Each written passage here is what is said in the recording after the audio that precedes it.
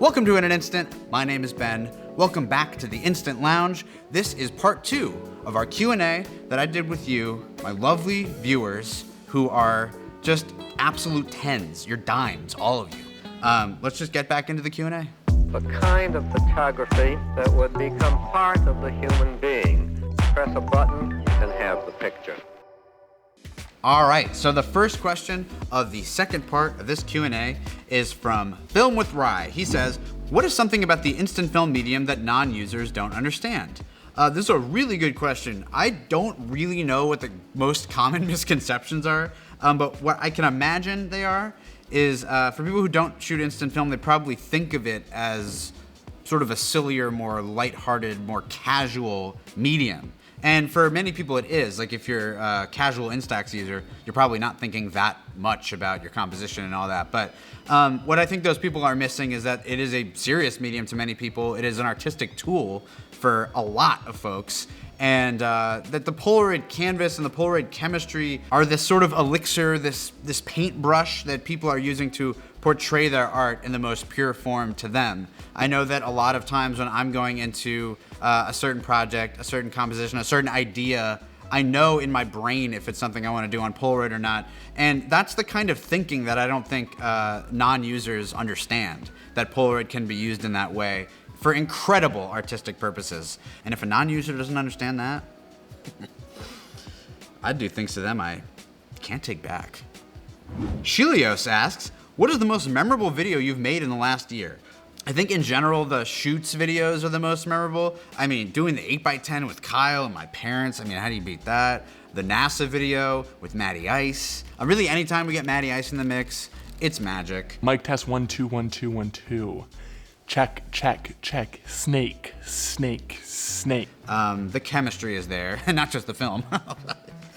Yeah, so yeah, the shoots videos are definitely up there for me, and I really do like the breakdowns. I love getting into the history of it. I don't know any one particular, besides maybe the Kodak video, because it was really fun to shoot in Rochester, but yeah, I'd have to go with the shoots. Shout out to the Stranger Things video. That was one of the most fun days in this channel by far.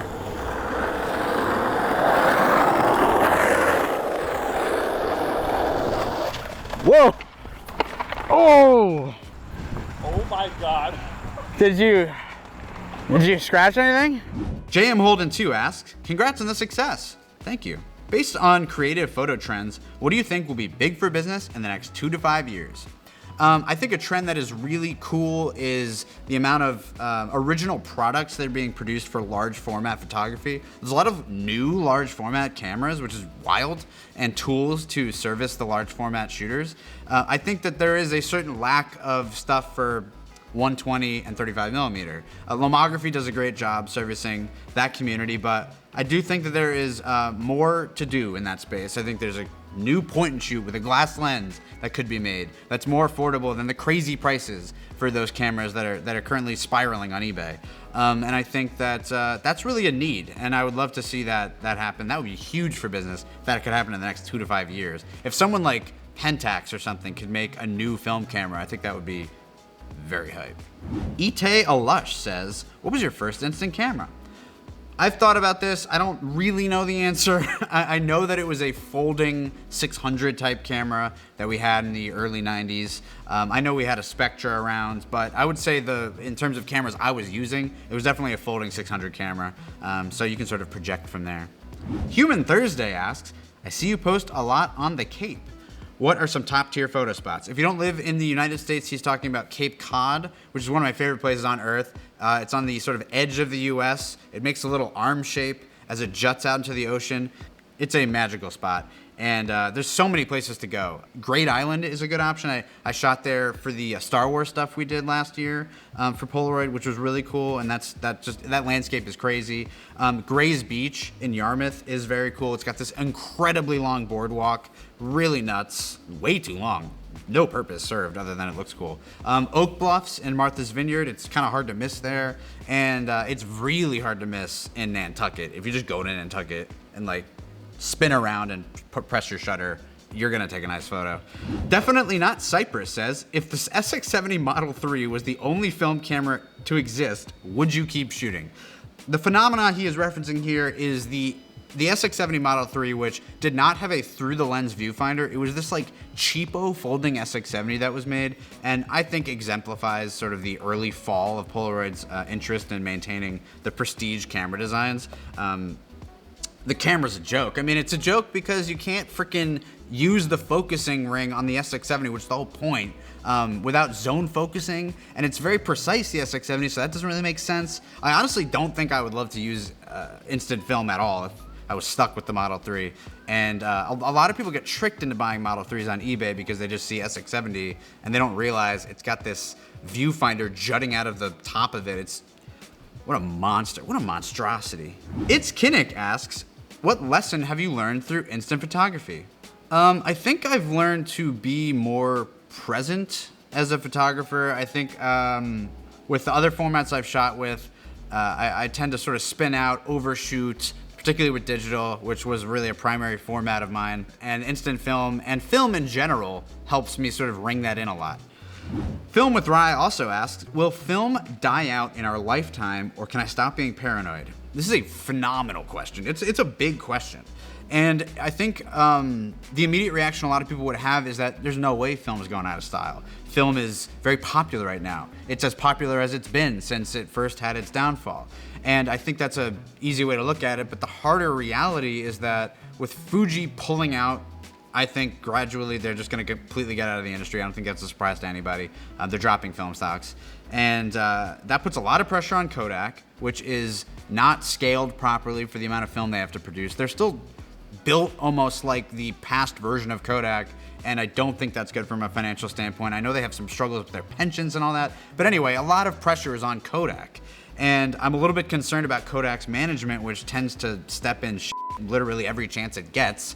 And I don't know, because if Kodak went down, we would have Ilford, we would have a few places in Germany that are producing color film, but it would be slim and certainly not to the quality that Kodak and Fuji are able to offer. So if like from a business perspective they falter through no fault of the interest in film, that would be my concern. If Kodak and Fuji both drop, I'm concerned about the health of at least the color film industry. I think black and white will probably exist forever because it's clearly much easier to produce. Jason Tamer says, which photographers would you like to see make a Polaroid photo book? I would love to see my guy Yoop put out something. I mean, his shots they not only exemplify the best of what Polaroid chemistry has to offer with its color, its vibrancy, just the body of work he's made with his floral photography is unreal. I mean, so much. I know it's almost probably too much for him to like ring in. And I'm not sure if he's published zines or anything like that before, but I would love to have like a hardcover book from him. His work is crazy, and it always brightens my day. Marianne Schlar says, do you like colorful I-type films? This is an interesting one because I sort of weave in and out of this. Colorful borders on Polaroid film is good for some stuff, not so great for others. If I'm working on a project, I kind of want them all to probably be the white border and not get too crazy with the borders. But sometimes the borders, like on the Stranger Things film, on the Keith Haring film, even Star Wars, or just the colorful ones, sometimes they inspire you to take different kinds of photos or try to pair things thematically with what the frame matches. So I do like the colorful borders. I always buy them here and there, but I don't use them for everything. They're not sort of a catch-all for me. I would never exclusively use them. But yeah, that's my answer to that. Untouchable Dave asks, when are you coming to visit the factory? This is Dave from the Impossible/Polaroid factory. Dave, I would love to come out there. COVID's been stopping me. Not really even sure what the current travel laws are. Hopefully I will get out there soon. I would love to visit the factory. I mean, I think that would be like the pinnacle of what I could do, especially on this channel and personally in my life. Into the Polaroid asks, where do dreams come from? I think dreams come from Uppa Yoes? P. Buen asks, do you love me or are you in love with me? Well, I am happy to tell you here, not only do I love you, but I'm also in love with you. So we can put that to bed right now. Omid K asks, do you meter FP100C for the positive or the bleach negative? He's asking, essentially with FP100C, which is a peel-apart film, not only do you get the instant print, you also get this negative, which you can bleach and then pull the negative off of, and you can scan that and get like a really nice high-resolution image with its own characteristics. One of the characteristics is that the speed is slightly faster on the negative. So if you have an underexposed instant print, the negative will actually be fine. But I tend to not really focus on that. I don't think that's like a good idea to focus on, because then again, the negative can be so unpredictable. You don't know how the bleach is going to come off. You could F that up.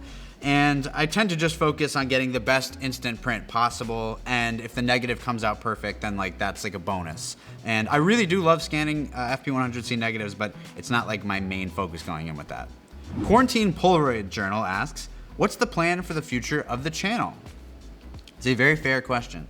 I think I'm currently trying to ride conceptually what I'm doing here. You know, you got your history lessons, you got your camera reviews, you got your shoots. I think I'm riding that wave right now. I have a bunch of cool concepts coming up. I'm gonna be shooting with some old school film types. I think in general, where early when I went into the channel, I was a little bit nervous about getting too niche in some videos, like covering this, like Polapan 35mm film. Like I was thinking, is that too niche? Will people really like a video about that? I'm just gonna throw away all those preconceived notions and just make videos about whatever interests me. And I think that, you know, in the Polaroid world, if you really wanna dig in, with your pal Benny Bags, I got your back.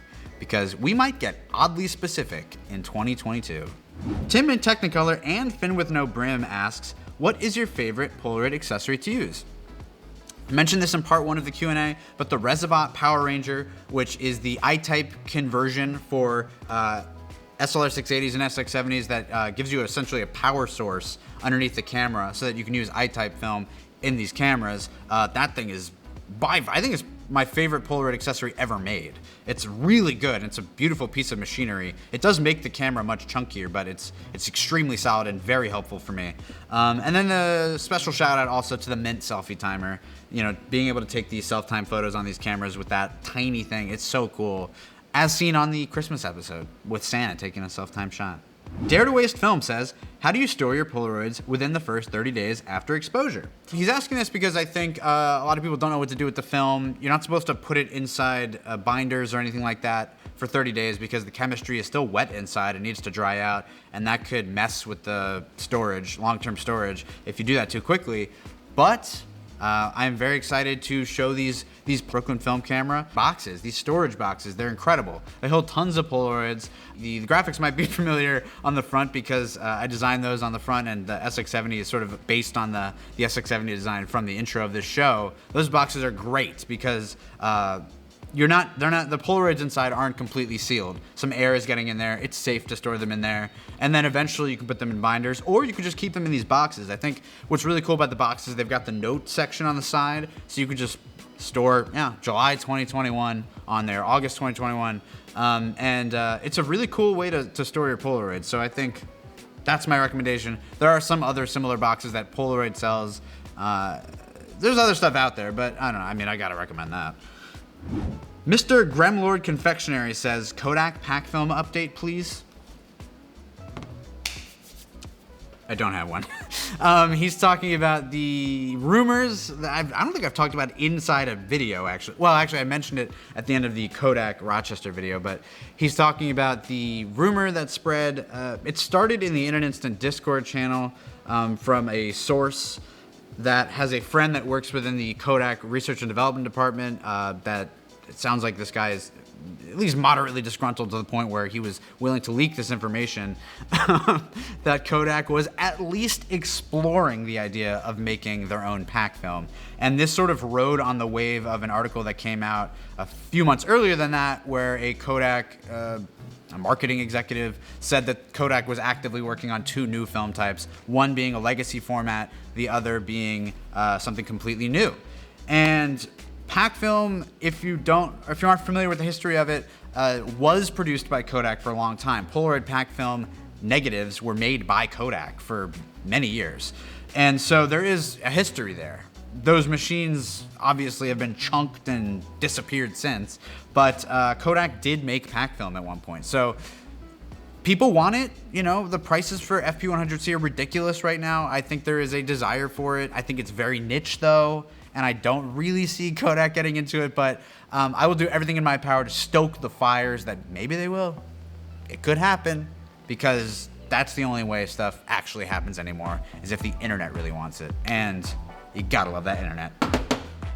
Thank you for watching In an Instant, which is on the internet. Go ahead and smash that subscribe button. Thank you again for tuning into this Q&A. Thank you to everyone who submitted questions, and bye.